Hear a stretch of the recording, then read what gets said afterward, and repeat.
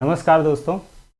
I hope कि सब लोगों की दिवाली अच्छी गई होगी और समय आ गया है कि हम लोग पूरी मेहनत से एसएससी सीजीएल का एग्ज़ाम, जैसे कि डेट्स अभी क्लियर नहीं है, लेकिन दिसंबर के फर्स्ट वीक में आई होप ये हो जाना चाहिए। आपका एग्ज़ाम जो है मतलब स्टार्ट हो जाने चाहिए, क्योंकि काफ़ी दिन तक चलते हैं। तो उसी सीरीज़ में एक तरह से डे बाय डे वो होंगे, जैसे भी होंगे वो डेट्स आपको क्लियर हो जाएंगी। तो त्यौहार मनाने के बाद अब परीक्षा का त्यौहार मनाने की तैयारी कर लेनी चाहिए आप लोगों को।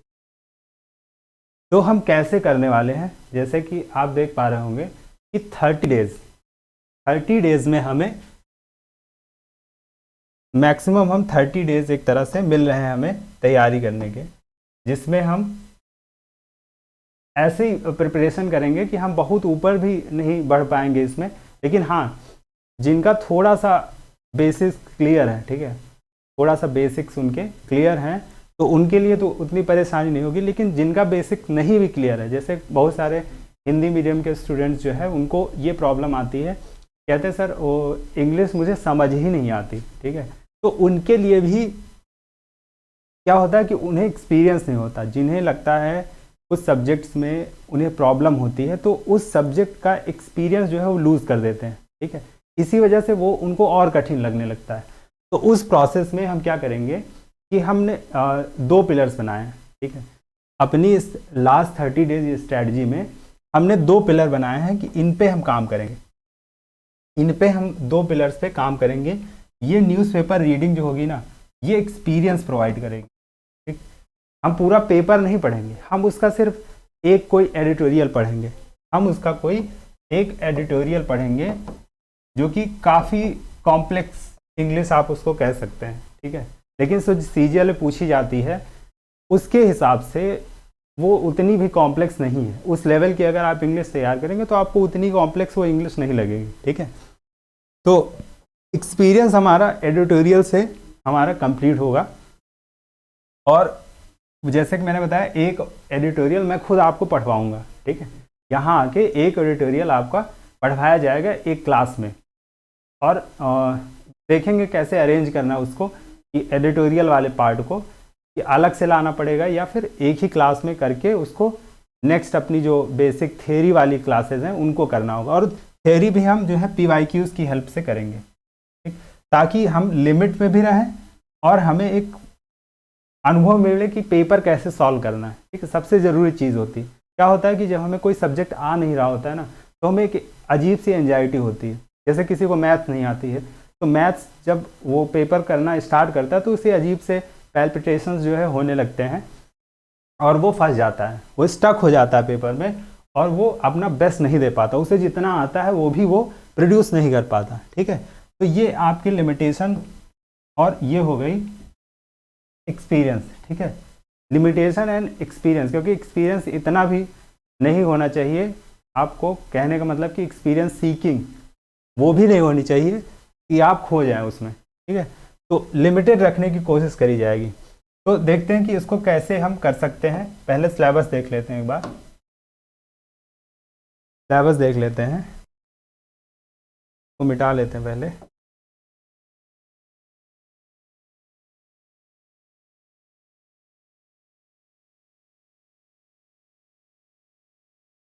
तो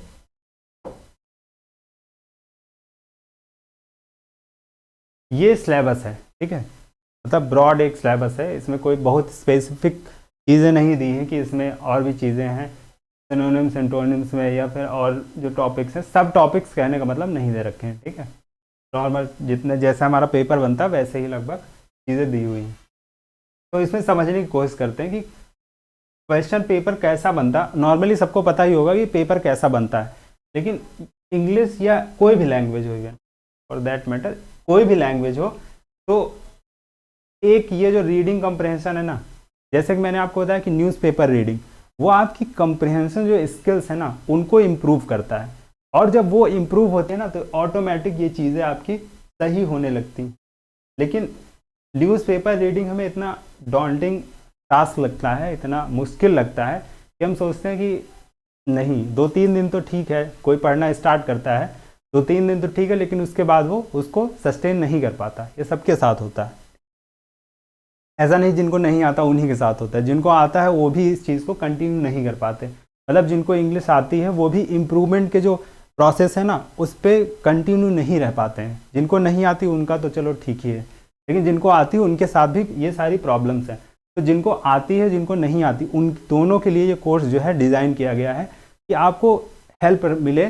जिनको आती है वो बेहतर कर पाएँ और जिनको नहीं आती है वो पीछे न रह जाए, बिल्कुल एकदम ही उनका माइनस पॉइंट ना बन जाए इस एग्ज़ाम को क्लियर करने में, एक तरह से ऑब्स्ट्रक्शन जो होती है वो ना बन जाए। ठीक है, तो एक जैसे रीडिंग कंप्रहेंशन है उसी की बेसिस पे ये सारी चीज़ें पूछी जा सकती।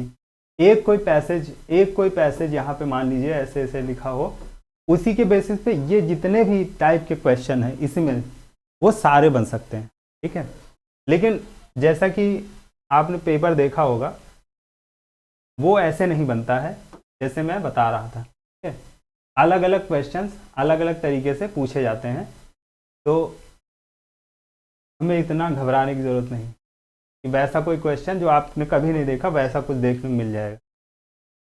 तो ये चीज़ें हैं जिसमें बहुत सारी जो प्रॉब्लम्स हैं, जैसे कि सिनोनिम्स एंटोनिम्स हो गए। ठीक है, ये दो चीज़ें हैं याद करने वाली, एक ये हो गया। ठीक है, इसमें कहते हैं कि बहुत ज़्यादा चीज़ें याद करने वाली होती। इडियम्स फ्रेजेस हो गया, तो कितनी चीज़ हो गई, ये यहाँ 2 3 4 5 चीज़ें हैं जो याद करने वाली हैं। 5 चीज़ें जो हैं वो याद करने वाली हैं, जिन्हें आपको लगता होगा कि इनको याद करना ही पड़ेगा, और इतनी ज़्यादा हैं, मतलब इनकी जो क्वांटिटी है ये इतनी ज़्यादा है, इतने पेजेस। मतलब आप कोई ग्रामर की, अगर ग्रामर की नहीं मतलब कोई भी एसएससी प्रिपरेशन से रिलेटेड कोई भी बुक खोलेंगे तो आपको इसके सबसे ज़्यादा पेज, ये 5 टॉपिक के सबसे ज़्यादा पेजेस आपको भरे हुए मिलेंगे। ठीक है, तो इनको कैसे कवर करना है, और फिर जो बचे हुए हैं इनको कैसे कवर करना है, जो बचे हुए हैं इनको कैसे कवर करना है, ये भी बड़ी चीज़। तो इनको देखते हैं कैसे हम कवर कर सकते हैं। जैसे मैं एक एग्जांपल ले लेता हूँ, एक अब आपको इसमें दिख नहीं रहा होगा, मुझे लगता है आपको नहीं दिख रहा होगा ये पढ़ने में। ठीक है, कोशिश करता हूँ कि एक पैरा को इतना बड़ा कर लिया जाए कि आपको प्रॉपर दिखने लगे। क्या कोई देख पा रहा है? मुझे नहीं लगता देख पा रहा होगा, लेकिन इससे बड़ा ये नहीं हो सकता। ठीक है, तो मैं आपको पढ़ के बताता हूँ कि कैसे हम इसको कवर करने वाले हैं। आपको पढ़ने की ज़रूरत नहीं है, लेकिन हम सारी चीज़ें क्लियर करेंगे कैसे कोर्स जो है आगे चलेगा। ये रिवीजन कोर्स कह सकते हैं आप इसको। तो पहली जो लाइन है ये द हिंदू का एक आर्टिकल है क्लाइमेट चेंज पे, वो काफ़ी पुराना है, मतलब 4-5-6 साल पुराना है। तो आप पढ़ तो नहीं पा रहे होंगे, लेकिन आप देखते रहिए कि मैं कैसे इसको कवर करने वाला हूँ। तो पहली लाइन जो है, the European union's ratification of the Paris climate agreement has nudged it beyond the required threshold, ratification by more than 55 parties to the convention accounting for at least 55% of global greenhouse gases emissions। यहाँ पे आके ये रुकता है। ठीक, कहाँ पे आके रुक रहा है, यहाँ पे, थोड़ा और ऐसे बड़ा कर लेते, ये यहाँ पे आके रुकता है।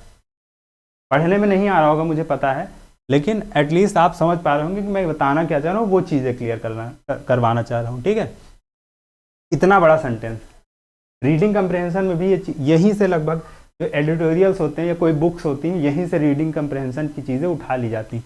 और मीनिंग वगैरह भी जो होती है ना, एंटोनिम सिनोनिम वगैरह जो पूछे जाते हैं, लगभग ये फ्रिक्वेंटली जो है न्यूज़ में आया करते हैं। ठीक है, तो यहाँ से हमारी लगभग सारी चीज़ें क्लियर होंगी, लेकिन ये इस पे हमें डिपेंड नहीं रहना, हमें याद भी करना है। ऐसी बात नहीं है कि यहीं से पढ़ के सारी यहीं से जो चीज़ें आएंगी वो चीज़ें कवर हो जाएंगी, ऐसा नहीं है।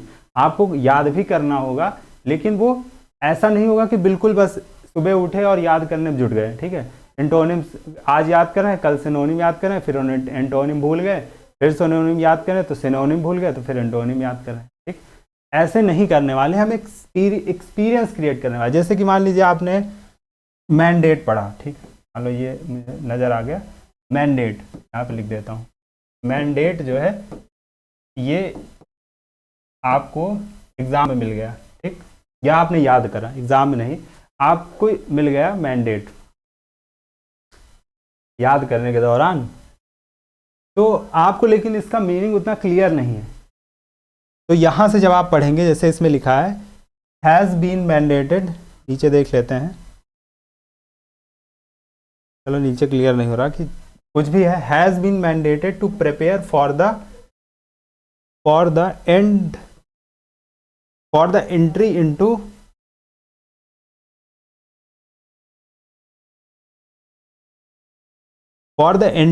force of the Paris Agreement and also for the convening the CMA। ठीक है, तो यहाँ से आपको मैंडेट का मतलब क्या होता है। ठीक है, मैंडेट का मतलब जब आप सेंटेंस में पढ़ते हैं तो आपको उसकी मीनिंग भी क्लियर होती है। तो हल्का हल्का सा आपको यहाँ से क्लियर होगा कि मैंडेट का एक्चुअल यूज़ कहाँ होता है।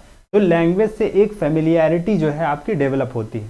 ठीक है, लैंग्वेज से एक फेमिलियरिटी डेवलप होती है जो आपको हेल्प करती है paper solving, problem solving skills आपकी इंप्रूव करती है। इसीलिए हर एग्ज़ाम में लगभग हर एग्ज़ाम में आपको रीडिंग कंप्रेहेंशन जरूर दिया जाता है। ठीक है, और रीडिंग कंप्रेहेंशन पूछने का मतलब है कि आप जो आपकी तैयारी है आप इसी मेथड से करें। ठीक है, लैंग्वेज को एक एक्सपीरियंस बनाएं, उसकी बेसिस पे तैयारी करें। लेकिन क्योंकि इतना टाइम नहीं कि हम 1 साल का कोर्स दे रहे हैं आपको, या 6 महीने का या 3 महीने का, वैसा कुछ नहीं है। हम 30 डेज़ में ये चीज़ करने वाले हैं, तो लिमिटेड करेंगे। ठीक है, लिमिटेड रखेंगे, चीज़ों को लिमिटेड रखेंगे 30 डेज़ के हिसाब से। ठीक है, 15 से 20 क्लासेस में मैक्सिमम हम ये चीज़ें कवर करने वाले हैं। ठीक, अब ये जो न्यूज़पेपर वाला पार्ट है इसको हम देखेंगे कि डेली लाना है या नहीं लाना है, उस हिसाब से देखेंगे कि कैसा रिस्पांस भी आता है आप लोगों का, तो उस हिसाब से डिज़ाइन किया गया इसको। ठीक है, तो ये चीज़ें आई होप ये क्लियर हो गई होंगी। नेक्स्ट चीज़ देखते हैं।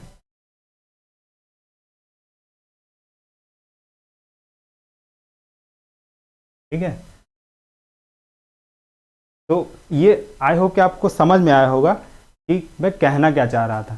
ठीक है, तो ये करने का मेन मकसद ये है कि आपके पास जो है मेमोरी जो बर्डन है ना, जो मेमोरी बर्डन है वो कम से कम हो, जो बर्डन है आपका वो कम हो और रिकॉल जो है आपको हो एग्ज़ाम में। ठीक है, जैसे आपने कोई मीनिंग, जैसे अभी बता रहा था आपको कि मीनिंग पढ़ी कोई आपने, ठीक है, किसी इंग्लिश वर्ड की मीनिंग आपने पढ़ी, लेकिन वो याद थोड़ी ना रहती जब तक आपको यूज़ नहीं होगी।